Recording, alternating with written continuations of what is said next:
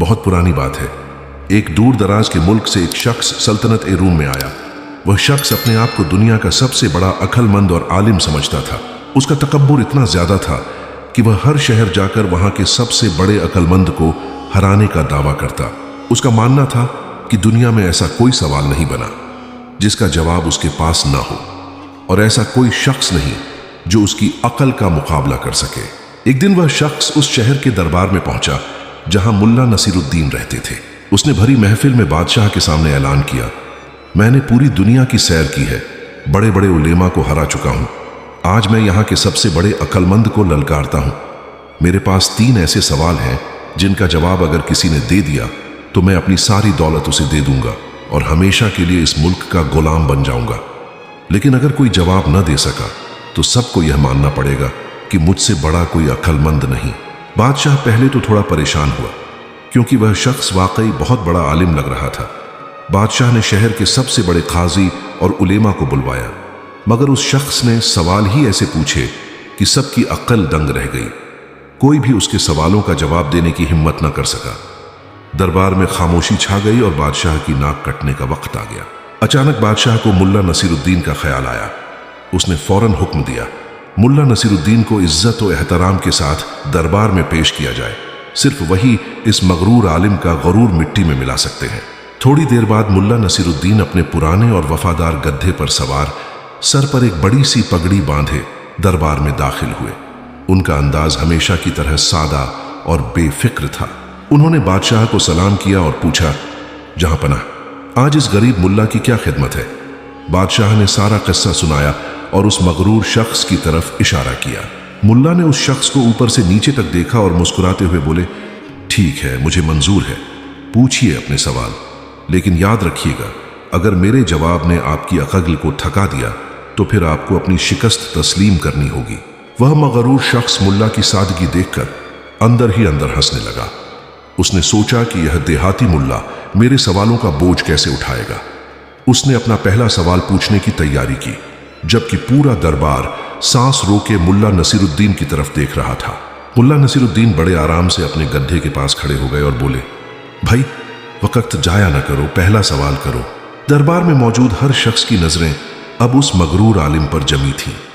उसने तंजिया मुस्कुराहट के साथ मुल्ला नसीरुद्दीन की तरफ देखा और अपना पहला सवाल दागा, ऐ मुल्ला, तुम खुद को बड़ा दाना समझते हो तो बताओ, इस पूरी जमीन का वह कौन सा नुक्ता है जहां से यह जमीन शुरू होती है और वहीं पर उसका बीच का हिस्सा है?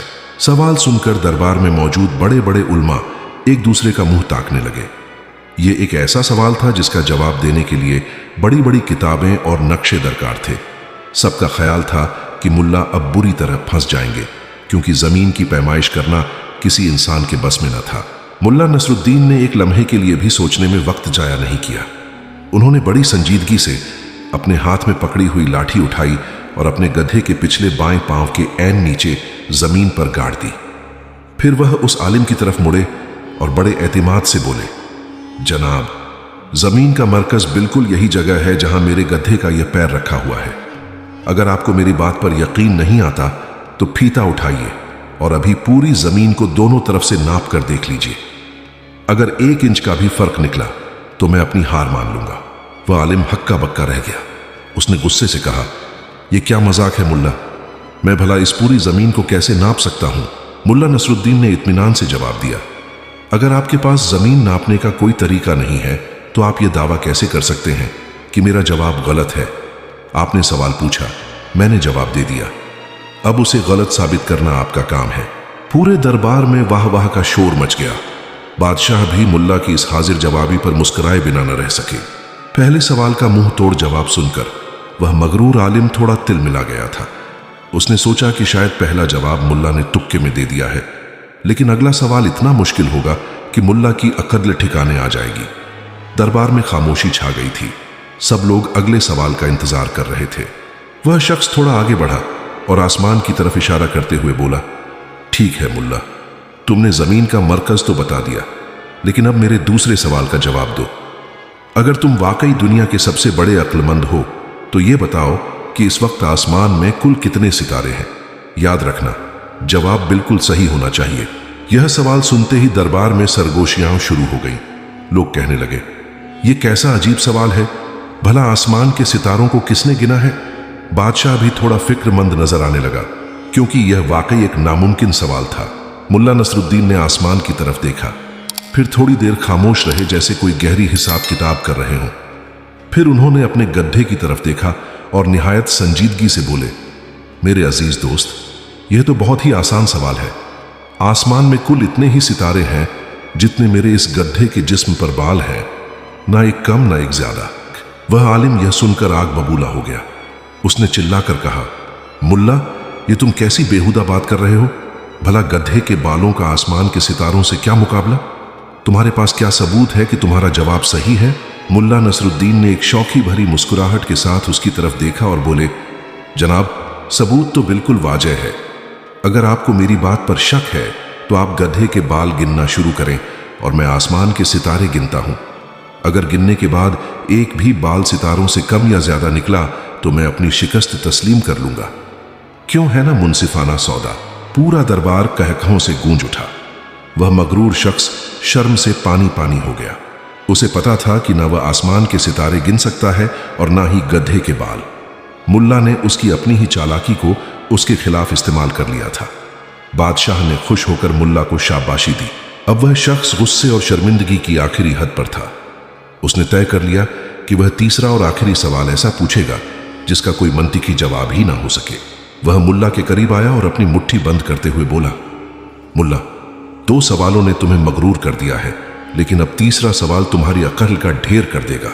मुल्ला, तुमने जमीन और आसमान की बातें तो कर ली, लेकिन अब मेरे इस सवाल का जवाब दो जो तुम्हारे बिल्कुल सामने है।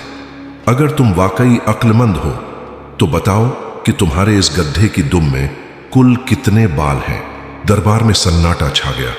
सबने सोचा कि अब मुल्ला क्या कहेंगे, लेकिन मुल्ला नसरुद्दीन के चेहरे पर वही पुरसुकून मुस्कुराहट थी। उन्होंने बिला ताखुर जवाब दिया, मेरे दोस्त, यह तो मेरे लिए बच्चों का खेल है। मेरे गड्ढे की दुम में बिल्कुल उतने ही बाल हैं जितने तुम्हारी इस लंबी सी दाढ़ी में है, ना एक बाल कम ना एक बाल ज्यादा। वह शख्स हैरत से चीखा, मुल्ला, तुम यह कैसे साबित कर सकते हो? यह तो सरासर मजाक है। मुल्ला ने निहायत संजीदगी से उसकी दाढ़ी की तरफ हाथ बढ़ाया और बोले, साबित करना तो बहुत आसान है। आइए, एक बाल आपकी दाढ़ी से उखाड़ते हैं और एक बाल मेरे गड्ढे की दुम से। हम तब तक यह सिलसिला जारी रखेंगे जब तक दोनों जगह बाल खत्म ना हो जाएं। अगर आखिर में दोनों बराबर निकले तो मेरा जवाब सही साबित हो जाएगा। मुल्ला का यह जवाब सुनते ही वह मगरूर आलिम थर थर कांपने लगा। उसे अपनी कीमती दाढ़ी के बाल उखड़ने का ख्याल ही दहशतजदा कर गया। पूरा दरबार कहकहों से गूंज उठा। बादशाह ने खुश होकर मुल्ला को इनाम देने का ऐलान किया। वह शख्स अपनी शिकस्त तस्लीम करते हुए सर झुकाकर दरबार से खामोशी से निकल गया। मुल्ला ने एक बार फिर अपनी हिकमत से सल्तनत की लाज रख ली थी। जब वह मगरूर शख्स दरबार से जलील होकर निकल गया तो पूरा दरबार मुल्ला नसरुद्दीन के नारों से गूंज उठा।